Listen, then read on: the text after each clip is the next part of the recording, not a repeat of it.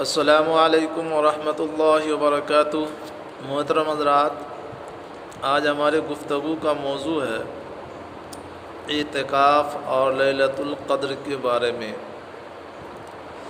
محترم حضرات، روزہ جو انسان کی تربیت اور پرہیزگاری کے لیے ایک مجرب نسخہ ہے، اور اس سے انسان ذکر الہی، تراویح، تلاوت قرآن کی طرف راغب ہو جاتا ہے، اور اس طرح وہ مالک الہی سے نزدیک ہو جاتا ہے۔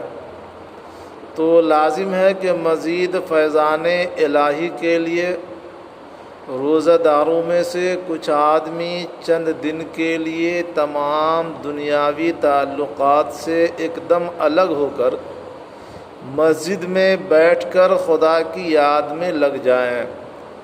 البتہ یاد الہی میں لگے رہنے کے لیے جن چیزوں کی ضرورت ہے اس کی انہیں اجازت ہے، جیسے بقدر ضرورت کھانا پینا، پیشاب پخانہ اور طہارت کے لیے مسجد سے باہر نکلنا وغیرہ۔ شریعت کی اصطلاح میں اسے اعتکاف کہتے ہیں۔ قرآن کریم میں حق تعالی شانہ کا ارشاد ہے کہ تم اپنی عورتوں سے نہ ملو جب تک تم مسجد میں اعتکاف کرو۔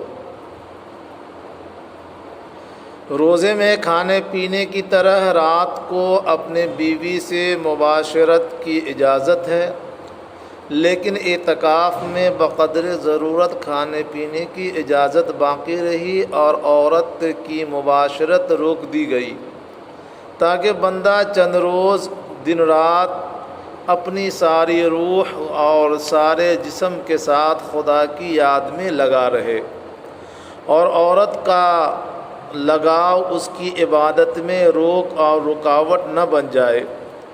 حضرت عبداللہ بن عمر رضی اللہ تعالی عنہما سے روایت ہے کہ رسول اللہ صلی اللہ علیہ وسلم رمضان شریف کے آخر میں 10 دن اعتکاف فرماتے تھے۔ حضرت عائشہ رضی اللہ تعالی عنہا فرماتی ہیں کہ اعتکاف کرنے والوں کے لیے سنت یہ ہے کہ وہ مریض کی عیادت نہ کرے، جنازے میں حاضر نہ ہو، اور عورت کو نہ چھوئے اور نہ اس سے مباشرت کرے، بغیر ضرورت شدیدہ کے مسجد سے باہر نہ نکلے، اور بغیر روزے کا اعتکاف درست نہیں ہے، یعنی اعتکاف رکھنے والا معتکف روزہ دار بھی ہوگا۔ حضرات، آپ نے سن لیا کہ اعتکاف اللہ تعالیٰ سے لو لگانے کے لیے کتنا بہترین طریقہ ہے۔ اب ذرا دھیان سے سنیں اور شب قدر کا بیان بھی ملاحظہ فرمائیں، اور اس سے فائدہ اٹھا کر اللہ تعالیٰ کے حضور نزدیکی اور رتبہ حاصل کیجیے کہ اسی اعتکاف کے درمیان میں اس کا حصول بالکل آسان ہے۔ یعنی جب آپ اعتکاف میں رہیں گے تو شب قدر کو حاصل کرنا آپ کے لیے بالکل آسان ہو جائے گا۔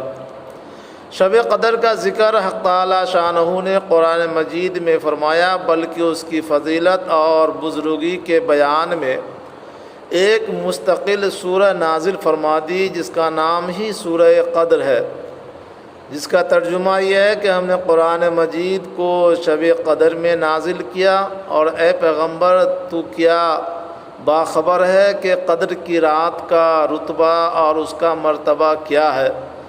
سن لو، لیلۃ القدر یعنی شب قدر بزرگی اور رتبے میں 1000 مہینے سے بہتر ہے، اس لیے کہ شب قدر میں حق تعالی شانہ کے اجازت سے ہر امر کے لیے فرشتے اور روح نازل ہوتے ہیں، اور وہ خدا کی یاد میں کھڑے ہونے والے کے لیے سلام یعنی تم پر سلامتی ہو کی بشارت سناتے ہیں، اور روح اور فرشتے کا یہ جمگھٹ اور صدا طلوع صبح تک قائم رہتی ہے۔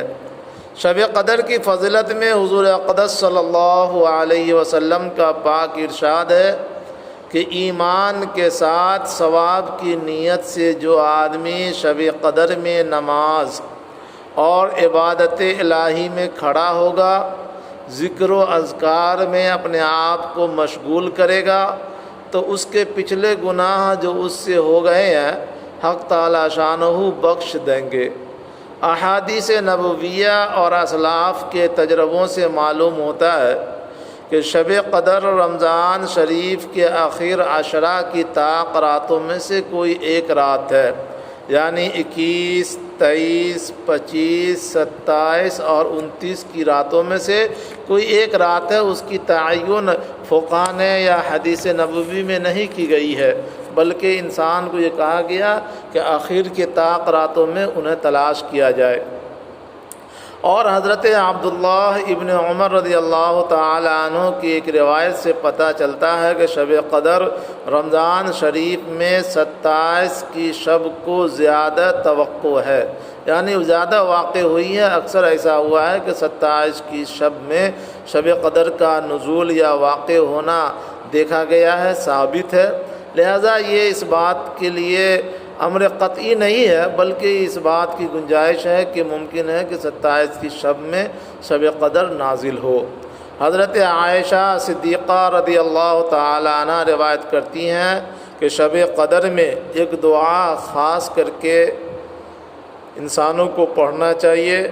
وہ دعا یہ ہے کہ اللہم انک عفو تحب العفو فاعف عنا، یعنی اے اللہ تو گناہ معاف کرنے والا ہے اور بخشش کو پسند کرتا ہے، لہذا میرے گناہ بھی معاف فرما دے۔ ایک مرتبہ دعا پھر سن لیں، اللہم انک عفو تحب العفو فاعف عنا۔